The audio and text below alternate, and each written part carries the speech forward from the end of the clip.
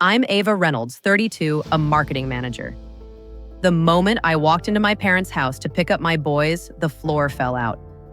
My mother whispered to my sister, "Her kids eat last, ours get the table." I froze. My sons, Logan, 8, and Micah, 6, sat cross-legged by the trash can with PB sandwiches, watching cousins Emma and Cole twirl second bowls of spaghetti. Rachel sneered, "Leftovers are their lane." My father eyes on the TV.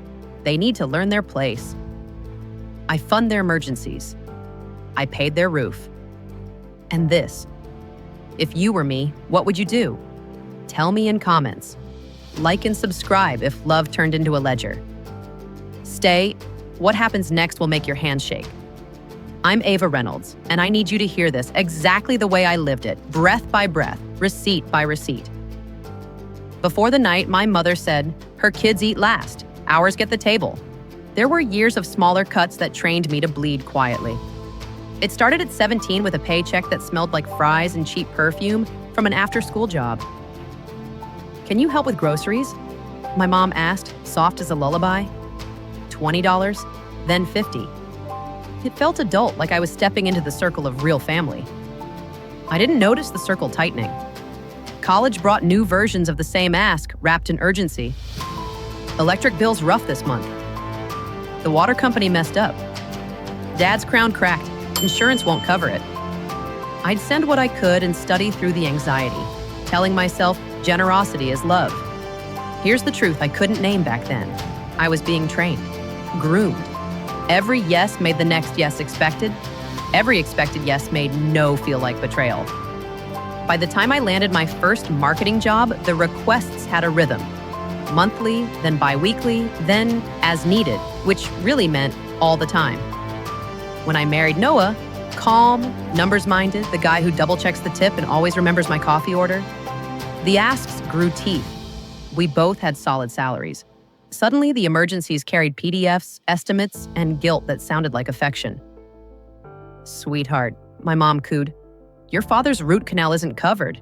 He won't spend on himself." $1,000. Rachel's transmission died. She needs the car to keep her hours at the boutique. $2,000. The roof's a mess and winter's coming. $5,000. Each payment bought 10 days of peace and a new baseline. That's how grooming works. The bar moves and you applaud yourself for clearing it while someone keeps raising it out of frame. Meanwhile, when we moved apartments, everybody was mysteriously busy. When I had surgery, childcare evaporated. On our 5th anniversary, there were book clubs and neighborhood meetings. I pre-forgave their absences. They show love differently. They're not like Noah's family. What I wouldn't admit, even to myself, was that my love had become a subscription with automatic renewals. Somewhere, my heart turned into a direct debit. The tiny comments that should have pulled the fire alarm blended into background noise. Jokes about how our boys might struggle to fit in. Side-eyed questions about identity issues at schools where every class photo looked like a toothpaste ad. The way conversation thinned when Noah walked into a room. One aunt said, "They'll have to work twice as hard to be seen as polite."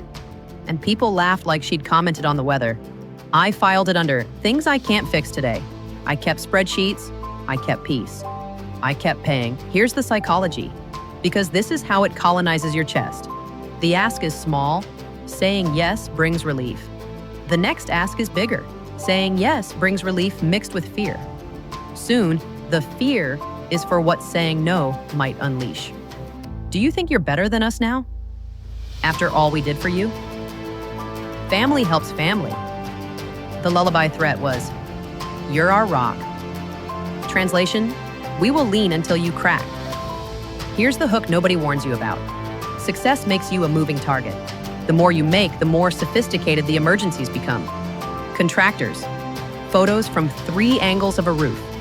One text read, "We hate to ask," followed by an attachment literally named proofofneed.pdf. Who names a plea like a legal exhibit?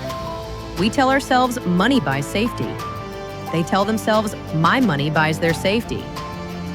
Noah would ask softly after dinners, "When did they last show up for us without expecting a wire?" I'd dodge it. I was the good daughter, remember? Good daughters don't turn spreadsheets into battlegrounds. Good daughters don't stack their kids' college funds on one side of the scale and their parents' tax bill on the other. Good daughters swallow. What I didn't see clearly was that my sons, Logan and Micah, were learning my choreography. Sit small, accept less, call it normal. Be grateful. Don't make a fuss. They're old-fashioned. Every time I excused a comment or wrote a check, I wrote them a script. I hate admitting that. I wish I could hand you a softer timeline, but that would be dishonest. Grooming is patient. It smiles. It says, "We're proud of you." It adds, quietly, "Prove it." Cut to Westbridge. The spaghetti, the trash can, the sentence I can't scrub from my skull. They need to learn their place. If it were only about pasta, I would have boiled more and called it even. This was about placement. Who sits, who watches, who is full, who is told to wait. A caste system disguised as shortage. And I had bankrolled my own children's humiliation. I left with my boys and my silence. On the drive home, I counted receipts like breaths during a panic attack. I knew I had to quantify the harm to stop minimizing it. When the accountant later said, $127,000 in 8 years, the number rang like a fire alarm in a locked building. You ask why I didn't stop sooner? Because love can feel like a maze where every exit is labeled guilt. If you're here, breathe with me and ask, who benefits when you stay quiet? Drop your boundary in the comments, share this with someone who needs it, and hit like so they see they're not alone. Stay, because the next part is where I stop being their bank and start being my boy's mother, loudly. That night, I sat at our kitchen table with the lights off, listening to the refrigerator hum like it was trying to soothe me. Logan and Micah slept down the hall, soft breaths, little fists uncurling, while my chest replayed my mother's sentence, my sister's sneer, my father's lazy verdict from the recliner. They need to learn their place. Here's the part I'm not proud of. I considered pretending I'd misheard, just to keep the fragile fake peace. Then I saw Micah's shoes by the door, little Velcro straps chewed at the edges. And I knew pretending is the enemy of children. I needed facts, not feelings, to anchor me. I called Janet, an accountant my friend swore by. Her Hartford office smelled like toner and coffee. It looked like a place where money learns discipline. I spilled 8 years of transfers, Zelle notes, loan memos that never boomeranged back, credit card statements, mortgage emails, everything. I want the truth, I said. Not the family story, the math. Janet didn't blink. We'll build a timeline, she said. Dates, amounts, stated reasons, recipients. We color-coded categories: medical, auto, home, emergencies, holidays, disguised as needs. In the corner of her whiteboard, she wrote one question. What did Ava get in return? 2 days later, she called with the number that split the sky. Your documented support totals $127,000 across 8 years, she said. Steady, like she's told this to women more often than the world admits. That excludes gifts without receipts. I sat perfectly still, like movement would shatter my phone. That's tuition. That's 2 seed funds for the boys. That's a safety net. The worst part wasn't the total, it was the pattern. Each year, more. Each holiday, a bigger emergency. My generosity wasn't helping. It was underwriting a lifestyle and enabling contempt. I wanted a legal mirror next. A colleague gave me a family lawyer's number. Do I have any obligation to continue? I asked, voice steady only because I'd rehearsed it in the car. No, he said plainly. You've been generous, but generosity isn't a contract. Adult children aren't financially responsible for their parents or siblings without a signed agreement. You can stop today. I pressed the phone harder to my ear like I could lean into permission. He added, be ready for anger. Dependency often wears righteousness. Translation, the story will flip and you'll be cast as the villain. I came home and told Noah everything, no edits. I want to cut it all off, I said. Not next month, not one more payment, now. He didn't say, finally. He said, I'm with you. And then they will escalate. He laid it out like a weather report. Accusations, tears, threats, silent treatment, back channels through relatives. public posts that rewrite history. When people confuse access to your money with access to your love, and didn't, he said gently, they'll test which door you lock first.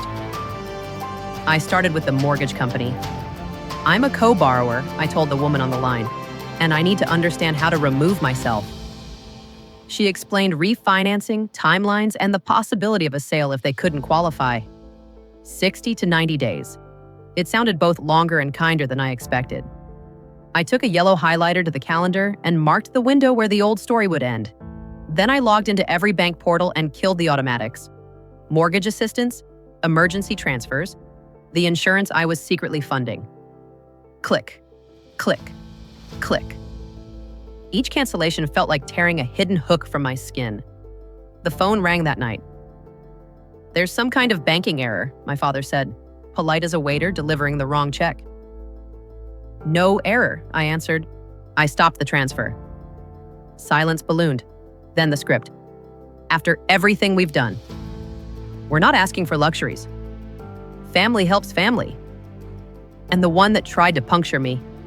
Don't punish your mother. I kept my voice even. I'm not punishing anyone. I'm protecting my children. He went cold. So the boys matter more than your parents now? The line smelled like smoke. Yes, I said. They do.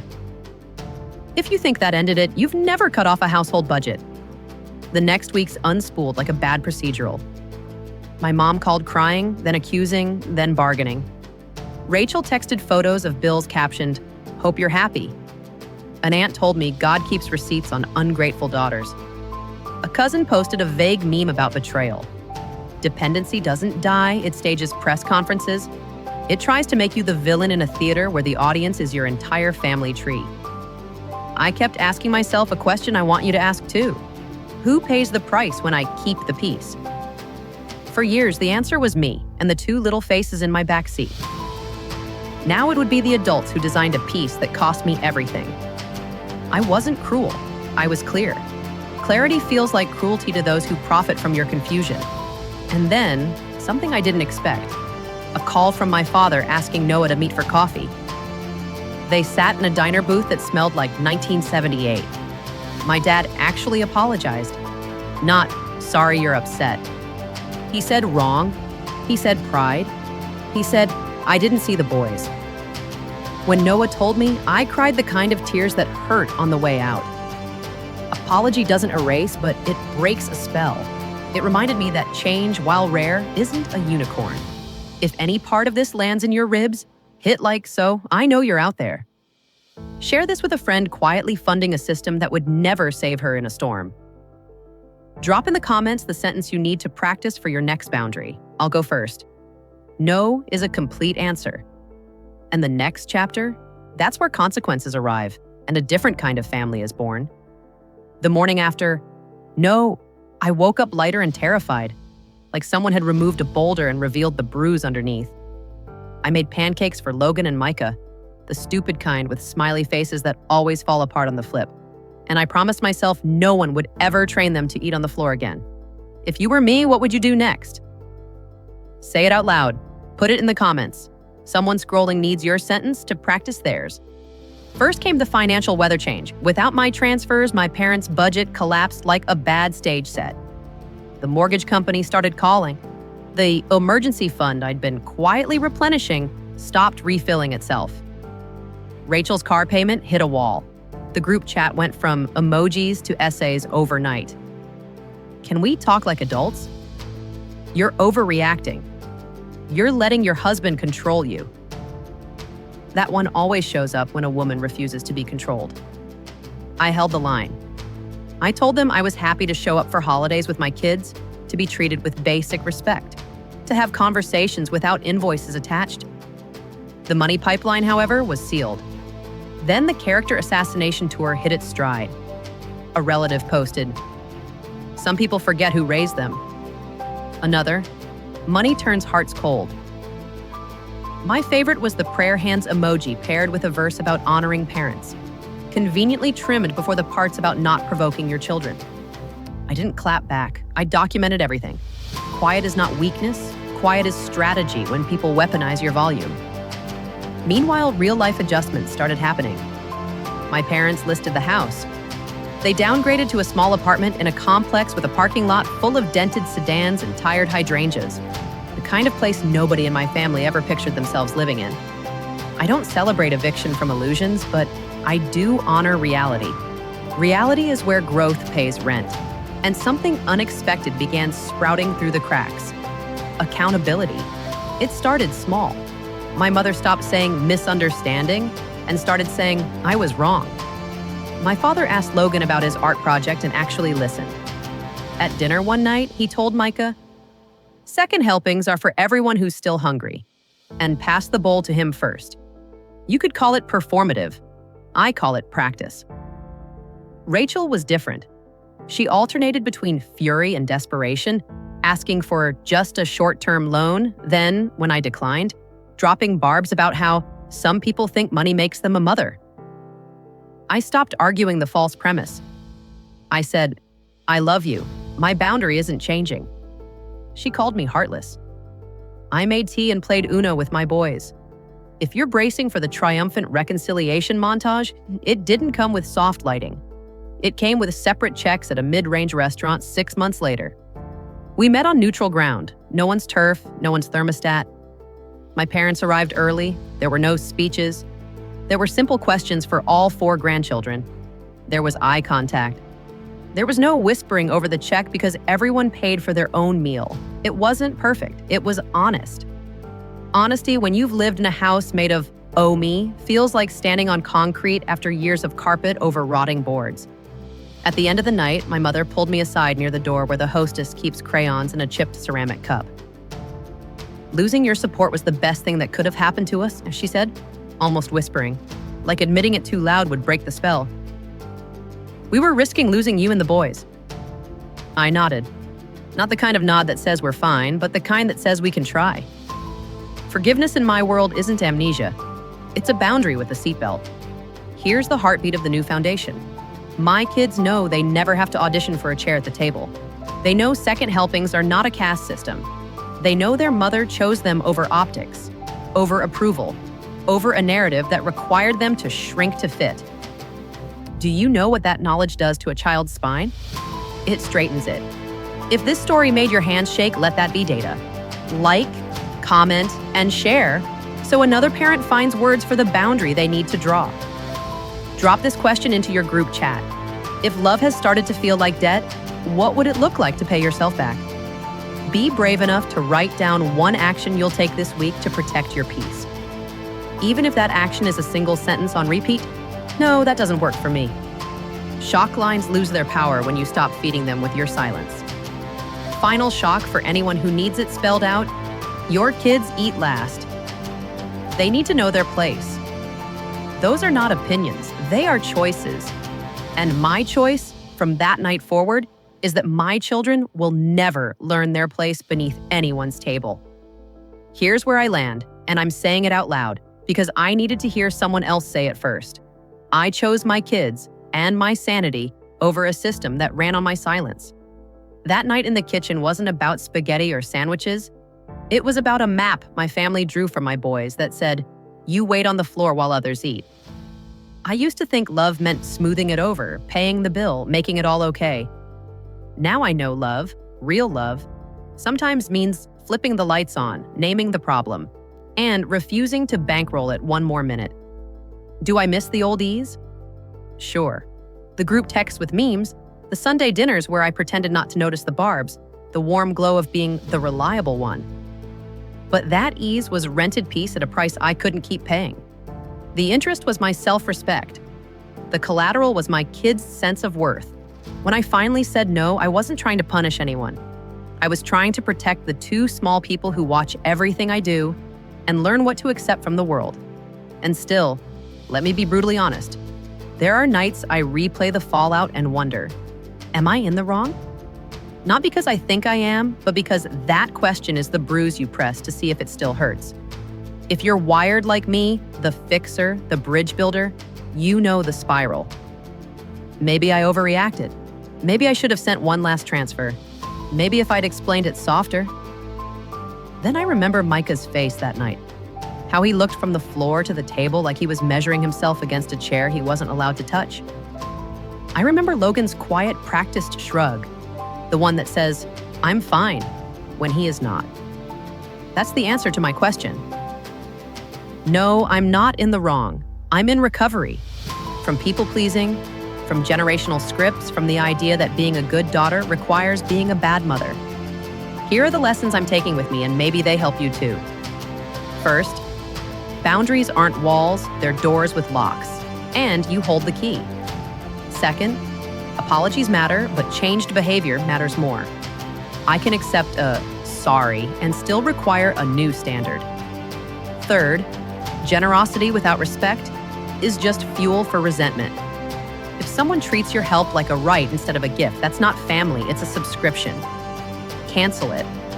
I'm also learning that forgiveness and access are two different levers. I can let go of the bitterness without opening the vault. I can show up for birthdays, clap for the kids, split the check, and leave with my dignity intact. That's not cold, that's calibrated. That's me building a home where my boys don't have to shrink to fit a story. If you're listening to this and something inside you is nodding, if your chest got tight, if your hands got warm, maybe you're standing on your own line in the sand. So tell me, for real, am I in the wrong? Or did I finally get it right? Drop your thoughts in the comments. Not to debate strangers, but to put language around your own boundary. Someone scrolling at 2 a.m. needs to read what you're about to write. If this helped you name something you couldn't name before, tap like, so the algorithm knows to send this to the next person in the trenches. Share it with a friend who's carrying a family on her back. Subscribe if you want more conversations like this. Messy, honest, hopeful. I'm not here to teach you how to be hard. I'm here to remind you that soft can be strong and strong can be kind, and kind can say no. Last thing, if love has started to feel like debt, pay yourself back today with one small act of courage. A sentence, a pause. No, that doesn't work for me. Your table is waiting, your chair is yours, and your children or your future self are watching to learn where they belong. Spoiler, it's never on the floor.